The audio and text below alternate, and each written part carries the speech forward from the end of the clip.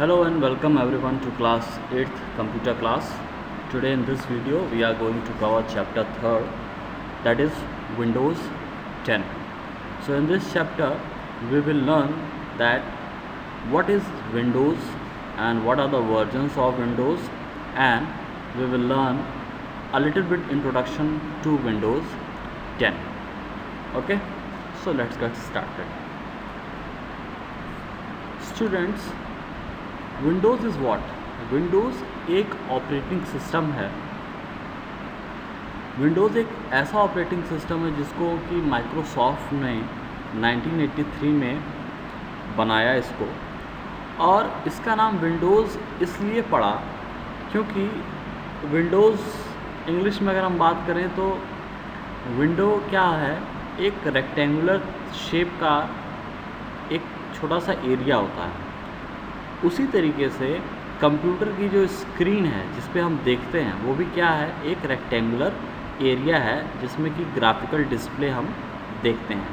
तो इस वजह से उस रेक्टेंगुलर स्क्रीन की एरिया की वजह से जो कि हम उसमें देखते हैं, जो काम उस पर करते हैं, इस वजह से उसका नाम विंडोज़ रखा गया था। तो विंडोज़ एक ऐसा ऑपरेटिंग सिस्टम है जिसको कि माइक्रोसॉफ्ट ने इन्वेंट किया 1983 में, और इस ऑपरेटिंग सिस्टम की सबसे बड़ी खासियत ये थी कि इस ऑपरेटिंग सिस्टम के अंदर ग्राफिकल यूज़र इंटरफेस था, GUI। ग्राफिकल यूज़र इंटरफेस का मतलब ये था कि जैसे कि आप कंप्यूटर में अभी काम करते हैं तो किसी चीज़ को ओपन करना होता है तो आप सिंपली उस आइकन पे क्लिक कर देते हैं और वो चीज़ें खुल जाती हैं। जबकि पहले विंडोज़ के पहले जो कंप्यूटर्स थे उनमें ऐसा फीचर नहीं था। उसमें अगर किसी फ़ाइल को खोलना पड़ता था तो उस फाइल को खोलने के लिए एक स्पेसिफिक कमांड टाइप करना पड़ता था, तब जाके वो फाइल ओपन होती थी। तो उस समय हर कमांड को याद करना पड़ता था और ये बहुत टिपिकल काम हो जाता था, और सारे लोग कंप्यूटर को ऑपरेट नहीं कर पाते थे।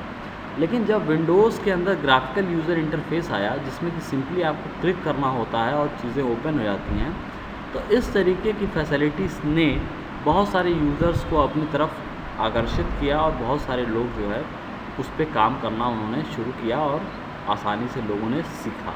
तो विंडोज़ ने ये रेवोल्यूशन लेके आया कि कंप्यूटर को हर एक इंसान ऑपरेट कर सकता था। तो ये जो था एक छोटा सा इंट्रोडक्शन विंडोज़ के बारे में। तो जैसा कि मैंने बताया और लास्ट लाइन में इसके लिखा भी हुआ है कि क्योंकि ग्राफिकल यूज़र इंटरफेस की होने की वजह से अब लोगों को कमांड याद करने की ज़रूरत नहीं पड़ती थी, लोग सिंपली क्लिक करते थे और चीज़ों को ऑपरेट कर सकते थे।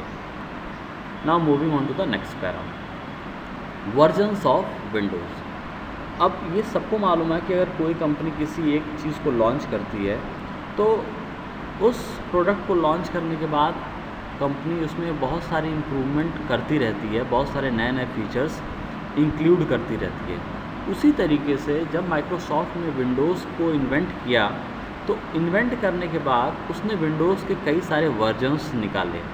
तो जब विंडोज़ आया तो आने के बाद उसमें बहुत सारे इम्प्रूव्ड फीचर्स माइक्रोसॉफ्ट ने इंसर्ट करना शुरू किया, और उसके बाद कंपनी ने विंडोज़ 1, 2, 3, उसके बाद विंडोज़ 95 लाया, विंडोज़ 98 लाया, विंडोज़ मिलेनियम एडिशन लाया, उसके बाद विंडोज़ 98 आया मार्केट में। ये सारे जो वर्जन्स थे ये एडवांस्ड वर्जन थे, पिछले के तुलना में बेहतर फीचर रखते थे।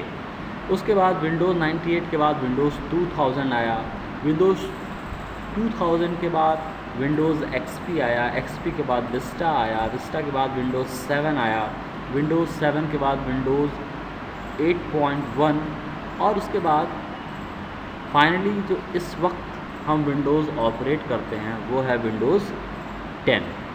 अब इतने सारे जो है सीरीज़ विंडोज़ की आ चुकी हैं, और माइक्रोसॉफ्ट ने क्या किया, इतने सारे सीरीज़ में बहुत सारे इम्प्रूवमेंट्स करता चला गया और इतने सारे वर्जन जो है विंडोज़ के क्रिएट हो गए। तो क्योंकि जो लेटेस्ट वर्जन है विंडोज़ 10, तो हम उसके बारे में पढ़ेंगे कि इस विंडोज़ 10 में क्या क्या चीज़ें हैं जो कि हमको जानना ज़रूरी है। ओके, तो moving on to the third para. तो विंडोज़ 10 जो मार्केट में आया, कब आया? जुलाई 29, 2005।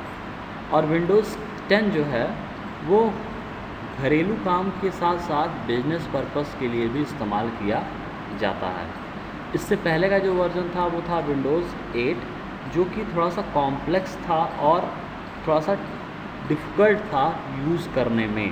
इस वजह से विंडोज़ 10 को लाया गया, जो कि विंडोज़ 8 जैसा ही दिखने में है, और लेकिन उसके जो काम करने के तरीके हैं वो ज़्यादा कॉम्प्लेक्स नहीं हैं, और उसके अंदर बहुत सारे नए नए फीचर्स भी हैं।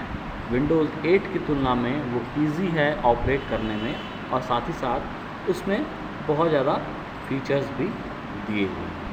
So this is all for today. We will do the rest of the chapter in the next video. Thank you.